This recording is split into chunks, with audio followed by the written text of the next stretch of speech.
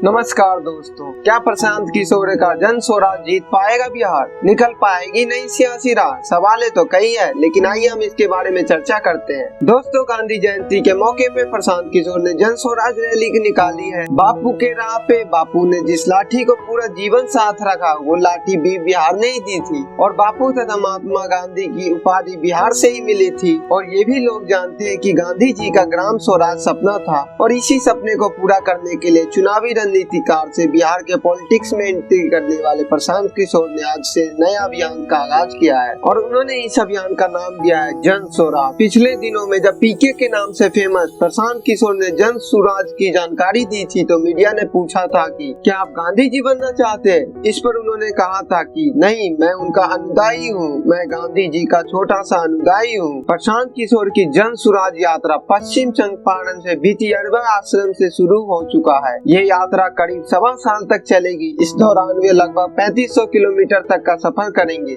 उन्होंने अपनी इस पद यात्रा की शुरुआत मंदिर में पूजा अर्चना करने के बाद की। वे पटना और दिल्ली नहीं जाएंगे, जिससे पहले उन्होंने ट्वीट करके जानकारी दी। लिखा, देश की सबसे गरीब और पिछड़ा राज्य बिहार में व्यवस्था परिवर्तन का दृढ़ संकल्प। पहला महत्वपूर्ण कदम, समाज की मदद से एक नई राजनीतिक व्यवस्था बनाने के लिए अगले 12 से 15 महीने में बिहार के शहरों में, गाँव और कस्बों में 3500 किलोमीटर की पद यात्रा बेहतर और विकसित बिहार के लिए। बता दें कि उन्होंने सोशल मीडिया पर जन स्वराज के नाम से अकाउंट भी खोला है, जिसकी जानकारी उन्होंने दी और कहा कि ये यात्रा किस तरह आगे बढ़ रही है। जन स्वराज यात्रा को लेकर वो कहते हैं कि आजादी के 75 साल के बाद भी अब तक बिहार की तस्वीर नहीं बदली। 50 के दशक में देश के अग्रणी राज्यों में शामिल आज सबसे पिछड़े राज्य के लिस्ट में जा चुका है। इस यात्रा का उद्देश्य बिहार को इस हाल से बाहर निकालने का और लोगों के जीवन में बेहतरीन तथा व्यवस्था में परिवर्तन की कोशिश है। यात्रा के माध्यम से यह जानना है कि वर्तमान व्यवस्था को कैसे बदला जा सकता है। वो यहाँ के लोगों को मन को भापेंगे कि आखिर लोग क्या चाहते हैं। इस यात्रा के दौरान वे अगले 12 से 15 महीने तक बिहार की 3500 किलोमीटर की दूरी तय कर जनता के नब्ज को टटोलेंगे।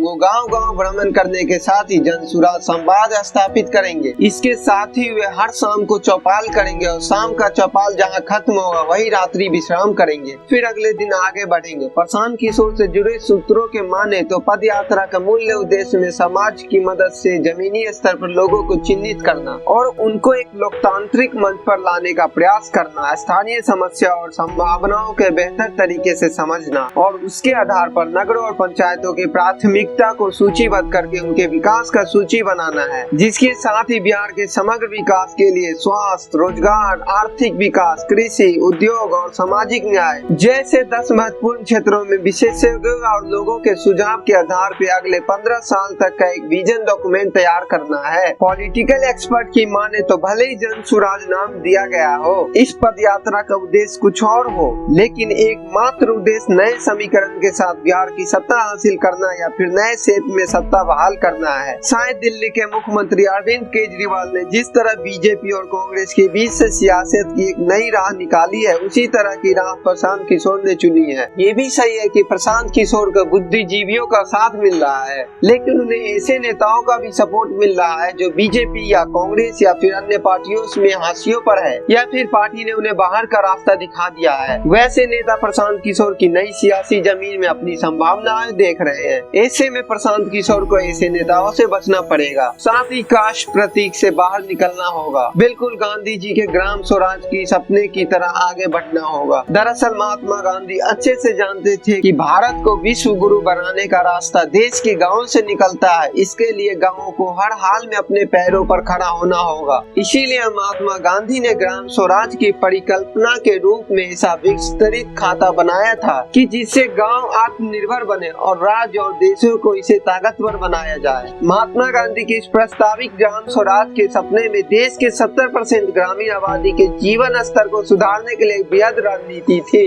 इसके तहत उनकी ये भी सोच थी कि इससे देश के लाखों गाँव का विकास होगा और वहाँ के मैक्सिमम लोग अपने पैरों पर खड़ा होंगे। महात्मा गांधी ये भी अच्छी तरीके से जानते थे कि भारत का पूर्ण निर्माण देश के ग्रामीण क्षेत्रों की पूर्ण निर्माण पे ही निर्भर करता है, लेकिन महात्मा गांधी अपने ग्राम स्वराज के सपने को पूरा करने के लिए समय समय पर पंडित जवाहरलाल नेहरू से लिखित और मौखिक चर्चा करते थे। वे नेहरू को प्रत्येक व्यक्ति के मानसिक, आर्थिक, राजनीतिक और नैतिक विकास के लिए समान अधिकार अधिकार और अवसर देने का सुझाव भी देते थे।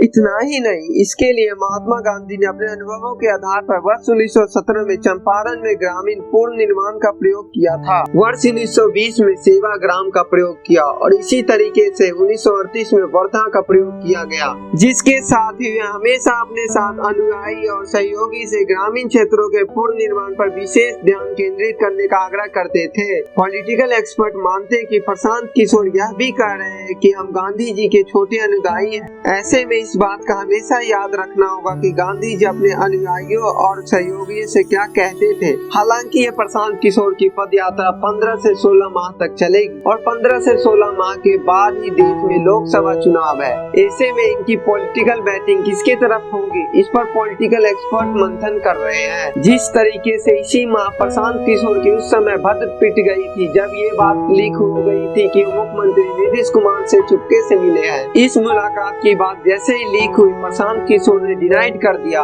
उन्होंने कहा कि हमारी मुख्यमंत्री नीतीश कुमार से कोई मुलाकात नहीं हुई है। लेकिन प्रशांत किशोर की झूठ की हवा तब निकल गई जब नीतीश कुमार ने खुद ही कह दिया कि मेरी उनसे मुलाकात हुई। तब जाकर प्रशांत किशोर ने कहा, हाँ, हमने 14 सितंबर को नीतीश कुमार से मुलाकात की थी। बहरहाल पॉलिटिकल एक्सपर्ट भी मानते हैं कि अब जबकि प्रशांत किशोर अपनी नई पारी जन स्वराज के रूप में शुरू कर चुके हैं, जबकि इनका पिछला रिकॉर्ड राजनीतिकार के रूप में बढ़िया रहा है, ऐसे में उन्हें अपनी नई राह पर पूरे समर्पित भाव से आगे बढ़ना चाहिए। अन्यथा इस सियासी राह में एक एक बात बैठे हुए और सबसे निपटना उनके लिए बड़ी चुनौती होगी। हालांकि प्रशांत किशोर ने कहा, मैं उन लोगों में से नहीं जो बिना सोचे काम करते हैं। मैंने बिहार में सिर्फ लड़ने का नहीं बल्कि जीतने का भी खाता तैयार किया हूँ। इसमें 2 से 3 साल लग सकते हैं। बिहार में 75 सालों में पहली बार कोई व्यक्ति लगातार यात्रा कर राज्य के कोने कोने में लोगों तक पहुँचेगा, उनके मुद्दे को समझेगा।